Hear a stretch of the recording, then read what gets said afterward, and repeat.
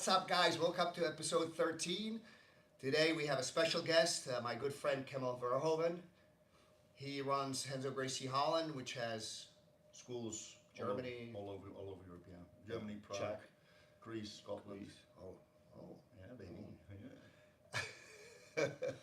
So, guys, today it's actually falls in a good day because today is a gi episode. But guys, if you're a no-gi player, first of all, you should be playing gi at least once a week, and number two, the concepts and techniques I'm going to show you, if it works in the gi, it's going to work even better in no-gi.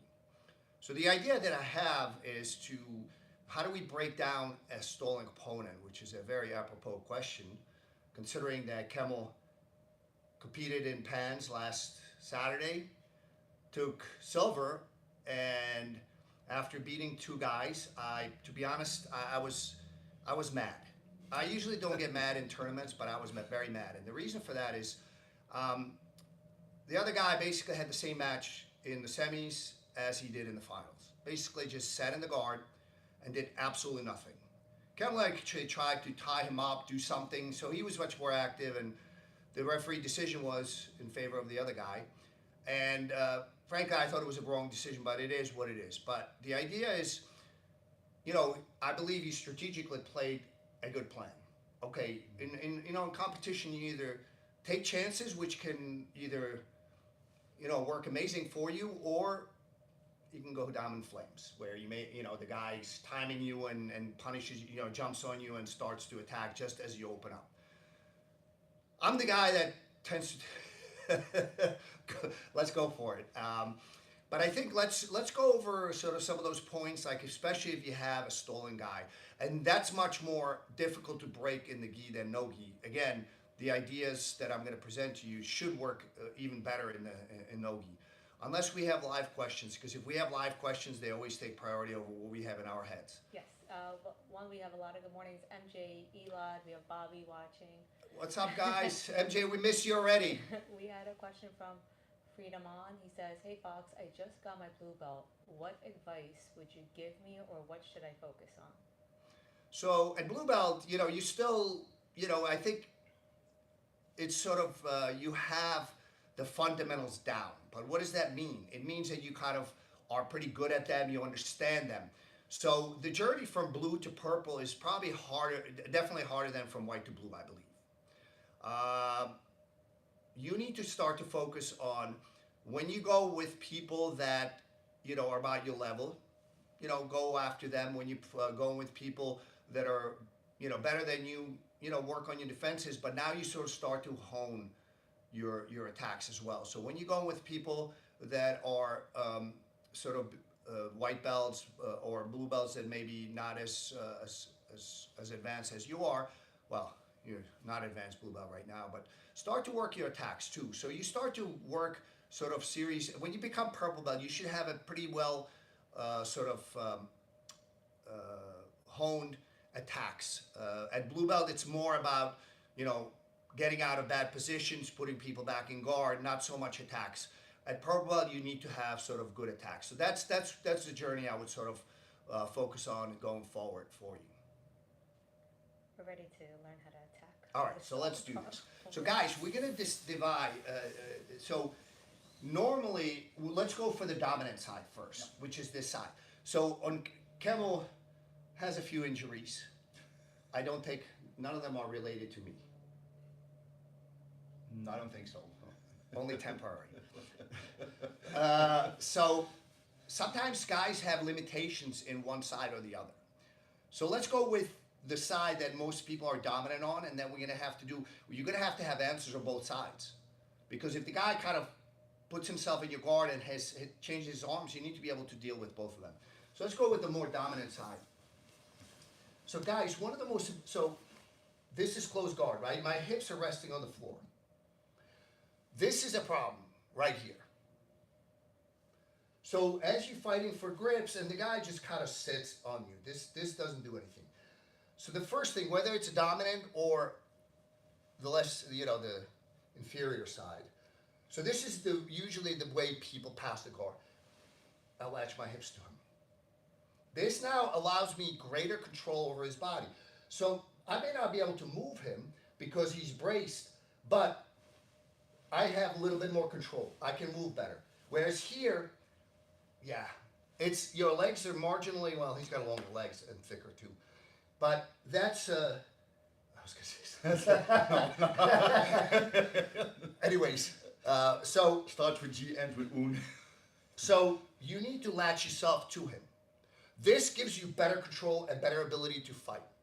So now what I'm going to try to do is I'm going to try to obviously break the grips. Number one. If I can bring him forward, I start to hunt, especially in the gi, guys. From the guard, when you're doing a cross collar choke, right? From the guard, you can go under. This is actually stronger than doing this. Going under is stronger. So that's a real threat, which sort of, as you start to pull the guy down, let's assume that you could break the grips, but let's assume you cannot break the grips, which is a reasonable assumption because some of these guys have hands like freaking lumberjacks. I start to pull. If I'm out here, you'd be surprised how big a difference a few inches make. All right. This, when your butt is on the floor, this is a problem. First of all, his bracing is solid, right? But also your legs start to come apart and you have less of a reach than if I latch myself on. Now, this is a more serious threat. So what you're gonna get is have the guy pull back. When I'm ready, guys, so you're gonna get that reaction. It's gonna happen more times than once, so you don't have to do it immediately. What I'm going to show you, I'm going to do it real slow without any grips first because you need to, this is why doing it in the gi is great because we got a great contrast. He's black and white. So when I'm ready to pop open, what I do is watch my feet. They go down and my hips go up. This sort of loads up your body to kind of almost like give him a little bit of forward and then when the back. I post and I'm going to hip heist. As I'm heisting, this is going to be hard to get. So I drop my hips down, and now I'm looking at my hand. If I get the hip heist, this is great, but if I don't, there's a couple of things. If he wraps, I focus on sliding as far as possible. This is a bad angle for guillotine, but because it's so far, it allows me to adjust it. Okay? So let's go over that again, guys. The guard break is one of the most important things. If you look at the video I did with Bernardo Faria on BJJ Fanatics, I forget it was on what topic, maybe split guard. I showed this same guard break. People do this wrong. When your hips are not latched onto it, and you decide that you're gonna heist and you post, you might as well let him pass your guard. Because once his knee gets deep, you're not going to stop this. Now you're in defensive mode. You need to do this the right way. Okay? So again, latch your hips to him. This gives you better control and also better ability to start to thread him. We're going to go over a NoGi variation of this, what happens, okay? But this is way better than here. Again, we're talking 6 inches. Here versus here, okay? So I latch onto him and I start to pull down. When I feel that pullback, that's the time to go. So when I'm gonna open my legs, I'm gonna prop myself up, and this might be, yeah, look how much I slid my hips out. If I wrap his head, even I keep my right foot on, I have a real chance for a guillotine because there's such a big gap between our hips. I can make the adjustments. But let's assume I cannot wrap the head. So again, I latch myself, I pull, pop, foot on the hip. Now, I have attacks. I have split guard, I have urigatame, I have wrestle up. We're out of time already? No way, I refuse to accept this. Yeah, we have one last question. Yes. It actually pertains to split guard. Two of you guys have the exact same question. Regarding being able to trap your partner's wrist in the armpit to initiate split guard. Any tips for that? Yes. So let's enter from here. So again, guys, the grip break, the sort of the when you break when you open your own guard, please don't just put your hips on the floor and your foot on the floor. When you start to move your hips, so I was screaming at people that I was coaching at PANS. What was the thing that I was screaming for? You cannot fight one dimensional, because a lot of times guys fight sort of dimensional left to right. 3. Left to right, forward, backwards, up and down. 3-dimensional, guys. We live in a 3-dimensional world. So what I'm doing is I'm pushing him back, but as I'm heisting, I'm up and down, and as I'm sliding forward and backwards. So this is what makes your guard 3-dimensional. This is very important. So we're going to enter again into the guard from this. No, if this was NoGi, guys, it's easier for me to put, and I can do this. So just quick preview of NoGi variation, but the break is the same. So again, with the gi, I'm going to pull. NoGi, it's going to be a lot easier, and now I can go. And I'm looking to put my hips back, okay? So let's do it with the gi for a little bit. So I'm pulling, and yeah, look where my hips are. I have height. I moved backwards, so they were latched onto him. We're talking a foot and a half away now, right? So as I'm folding, if I can unwrap the head, what I'm going to do is feed his arm to me. And now I'm going into split guard. Once my feet are on the hips, guys, I'm going into an offensive mode immediately, right? If he backs away, I wrestle him up like I did before. So what do we need to do to make sure you have a good grip? First of all, don't hold with your hand, hold with your armpit.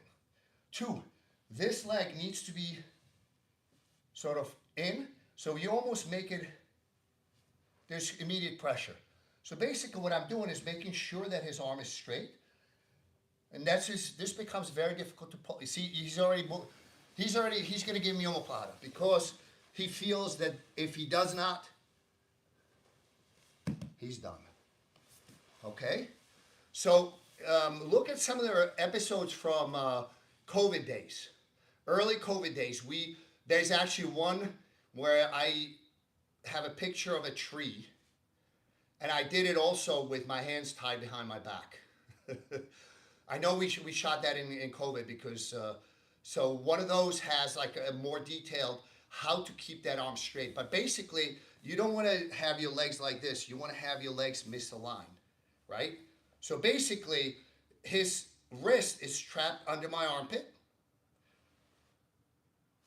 So it's 3 points that kind of keep that straightness and constant threat. Anytime I pick up my hips, that's done. Hope that answers your question. Guys, if you want to see further details on this, we're going to take it up on the app, because this is very important. This is one of my most frustrating things. I've spent a lot of time over the last few years honing this on how to thwart a stolen opponent. I hate nothing more than that, because, you know, it's like, okay, did you come here to win, or did you come here to not do anything? So if you don't have the app, you can get 3 free days. So go to Apple Store or Google Store, download it now, and let's go to the other side.